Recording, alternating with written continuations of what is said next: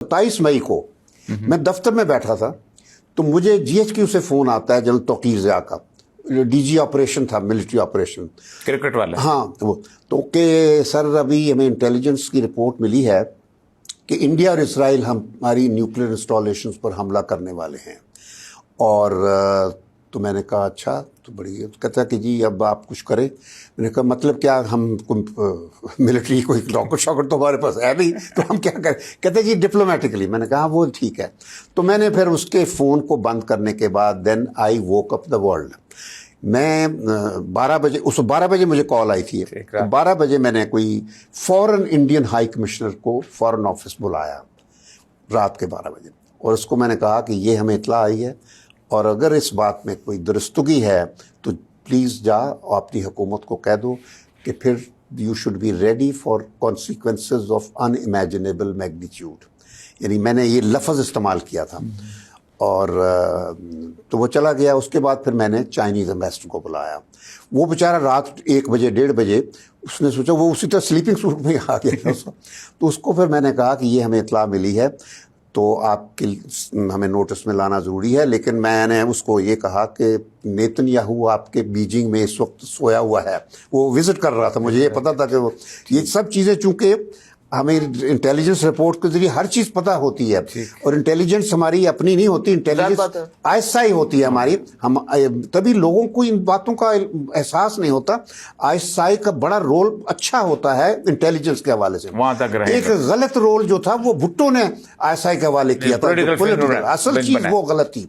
तो वो अदरवाइज तो उसके आईएसआई की इंटेलिजेंस के बगैर तो फॉरेन ऑफिस नकारा है। ठीक। तो इस तरह मैंने उसको कहा कि नेतन्याहू को जगाओ और उससे पूछो कि क्या इसमें कुछ सच है। उसके बाद मैंने अमेरिकन एम्बेसडर को बुलाया, उसको भी कहा, यही मैसेज उसको दिया, और फिर रशियन को, इन 4 को मैंने बुलाया। और मैंने ब्रिटिश वाले को, तो मैं जिस तरह नेहरू ने ब्रिटिश को, ये ताकत ही नहीं है, ताकत ही नहीं था, तो मैंने नहीं बुलाया।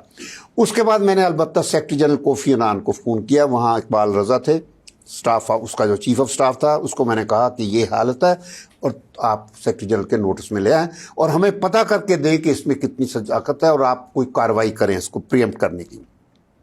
अहमद कमाल हमारा एम्बेसडर होता था, उसको मैंने कहा कि तुम अभी CNN पे जाओ और वहाँ ये कहो कि ये हमें मिली है, कि प्रीएम्प्ट करने के लिए ज़रूरी हो जाता है पब्लिक, आप चले जाएं। तो हमें सुबह 5 बजे तक मुझे हर तरफ से जवाब आ गया कि ये गलत है। बल्कि अमेरिका ने, हमारे एम्बेसडर रियाज खोखर था, उसकी बात इसराइली एम्बेसडर से करवा दी वाशिंगटन में। इसराइली एम्बेसडर ने अपने जो चीफ ऑफ स्टाफ था आर्मी का, उसके साथ रियाज खोखरी बात करवा दी। उसने कहा absolutely there is no question, हम सोच भी नहीं सकते, ये इसराइलियों ने कहा। तो सुबह करके फिर मैंने 9 बजे नवाज शरीफ के पास में गया, क्योंकि उसको मैंने लेके जाना था NDC, ये 28 मई की सुबह को। ये 10 बजे तो हो गया था ना? हाँ, नहीं, वो ऐसे 10 बजे नहीं हुआ था, 10 से 11 बजे। वो 9 बजे मीटिंग थी वहाँ, और अपना गौहर अयूब साथ थे हमारे, हम इकट्ठे गए। तो उस मीटिंग में दरअसल असल यंग जितना था, कोई ज़्यादा, सिर्फ पार्टिसिपेंट्स ही नहीं थे कोर्स के, और फौजी बहुत इकट्ठे, वो सब हैरान थे कि 17 दिन हो गए और हम कुछ नहीं कर रहे। तो वो कहा जी डू इट नाउ के जब नारे लगे, हाँ, अंदर हॉल के, तो फिर नवाज शरीफ देखना था, चेहरा सुर्ख, पसीना आ रहा था, तो जलसा बन गया ना। जब हम नीचे उतरे कॉफ़ी के लिए, तो वहाँ वो कॉफ़ी शॉफ़ी तो नहीं पी रहा था, पानी का गिलास नवाज शरीफ पी रहा था। तो मेरे पास आके कहते हैं शमशाद साहब तुसी मेरे नाल आ जाओ, मुझे अपनी गाड़ी में, जब भी उनको प्रॉब्लम होता था तो मुझे अपनी गाड़ी में साथ बिठा लेते थे मेरे नाल। साथ ही जहांगीर करामत खड़े थे, उनको कहा जल साहब तुसी भी पीछे आ जाओ, उन्होंने अपनी गड्डी थे। सो सानू दोवां नूं लैके प्राइम मिनिस्टर साहब अपने दफ्तर लै गए। वहाँ जाके इस तरफ जनरल करामत बैठे हैं और इस तरफ मैं बैठा हूँ और यहाँ प्राइम मिनिस्टर बैठे हैं। जल साहब अब क्या करना है हमने, एग्जैक्टली उनके जो अल्फाज थे, सर हमने पूरी तैयारी कर ली है। जी, मैं चागी में था ना जिस वक्त। हाँ, तैयारी कर ली है और फैसला आपने करना है, और हम वी आर रेडी।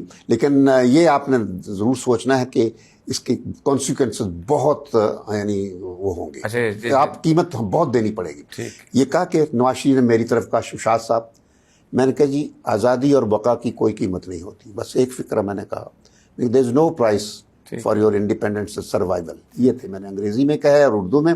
उसके बाद नवाज शरीफ ने कहा थैंक यू, और हम आ गए اور شام کے 3:17 پہ یا جو بھی تقریباً ٹائم اس سے تھا پہلے ہو گیا تھا تو بس وہ ہو گیا تو وہ 11 بجے پہنچ گئے تھے سب لوگ وہاں. تو باقی پھر تاریخ ہے وہ پھر بعد میں تفصیل سے کوئی بات وہ باقی چیزیں باقی چیزیں تو نامنل رہ جاتی.